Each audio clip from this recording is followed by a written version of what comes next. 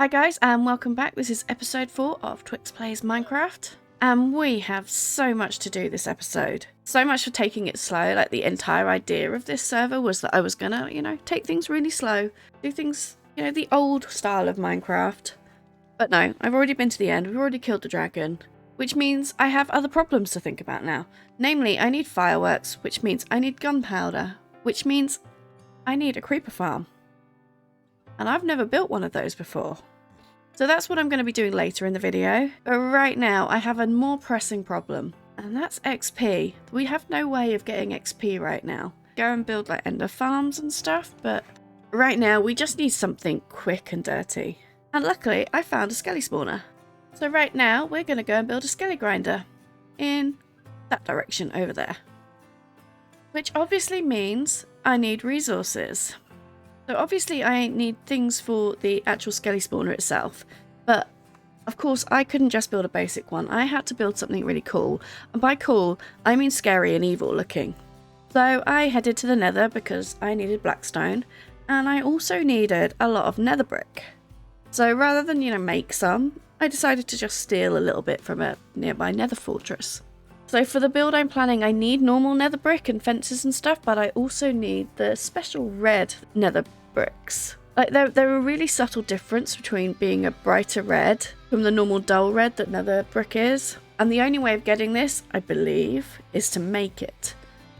And it's not an easy thing to make. You need to smelt down netherrack into nether bricks, which you then need to mix with nether wart to make red nether brick blocks, and then you can craft from there. They're quite a cool colour that you don't get a lot of in Minecraft, and I just really like them. But this meant I needed a lot of nether wart, so I made a gigantic nether wart farm. And while that was growing, I then gathered everything else I needed, which was a whole bunch of crimson stem and wart stem. I also needed a lot of deep slate, but I was going to get a lot of that from the skelegrinder itself because I had to dig it out. And then I also needed a whole bunch of glass and amethyst shards in order to make tinted glass, which I didn't just need for this build, I was going to need a lot for the creeper farm later. But luckily my skele spawner is right next to an amethyst geode, so I decided to incorporate that into my whole build as well and gather that at the same time. So, materials gathered, it was time to get started, and the first thing I needed to do was dig a big hole.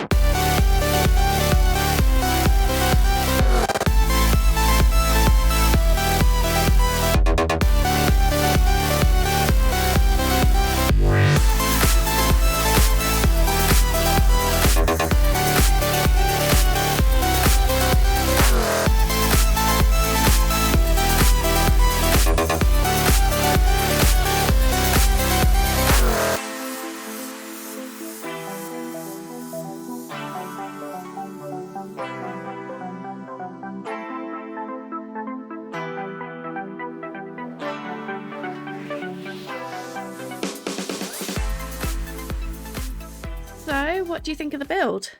I actually really love this. It's kind of scary and it doesn't fit into the entire area. So I might have to build up some more stuff around here eventually and make this into an entire area. So I don't know what that's going to be yet, and if you have any ideas, do let me know. But yeah, you can't even get to see this properly. So yeah, this is my tower. There is absolutely nothing in the tower. There's a whole load of space that I could do something with. I don't know what. And there's a whole tower that is completely not used. And to get to a skelegrinder, we go down here. And I do absolutely love this for a quick and dirty build. It's just really cool and amazing. So the one thing you can't see that that spawner is activated, but that's okay. It is definitely working. We should see, there you go, see some skeletons spawning. This is obviously not a massively efficient farm, but it's quick and dirty and it gets the job done. I just go over here and kill my skeletons. And then under here, I did a lot of tinted glass because I just really like the way these look. So that's it, that's build number 1 of this video. Probably need to go and get started on build number 2, which is my creeper farm. So we do have a area picked out for like the big farms and stuff. So while we head over there, let's have a little bit of a chat about what resources are needed for this. So for this build, I used a tutorial because I am awful at redstone. I have no idea how to do it. So I wanted something fairly easy to follow, and I found this really cool farm from Wattles. I'll put the link in the description below. You could use this making any materials, but I wanted to get a certain look. I wanted kind of quite a cool look from this. So I actually used a lot of tinted glass, which meant I had to do a lot of gathering amethyst shards. And I also wanted to pair it with like that warped stem, so I had to gather a lot of warped stem for this build.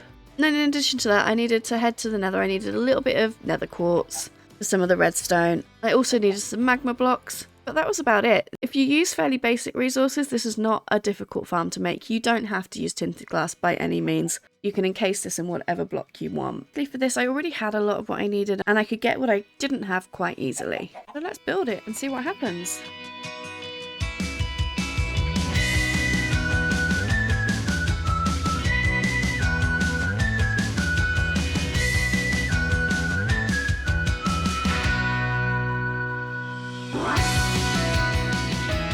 So this is the build. It is built way up in the sky, and I'm actually pretty pleased with it for my first ever creeper farm.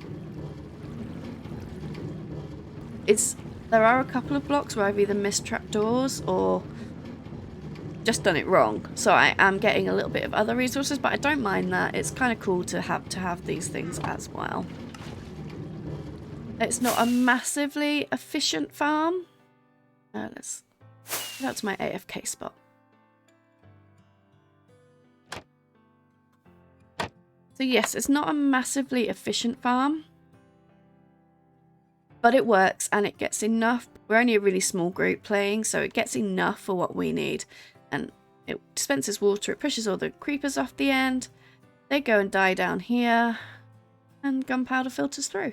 And you know what that means? That means I'm going to have to do a whole bunch of AFKing, because I need a lot of rockets, and I also need to provide rockets for my friends. And I also want to go netherite hunting soon, which means, and my preferred method for that is TNT, so I need a whole lot of gunpowder for that as well. But that's probably enough for this episode. So I am going to AFK here, and in the next episode we will probably head to the end and, you know, get some more elytra and see what loot we can get. And I'll probably also try and get some netherite. Oh, and I need to get back to building my village. That's really important too. So thank you for watching, and I will see you next time. Bye bye!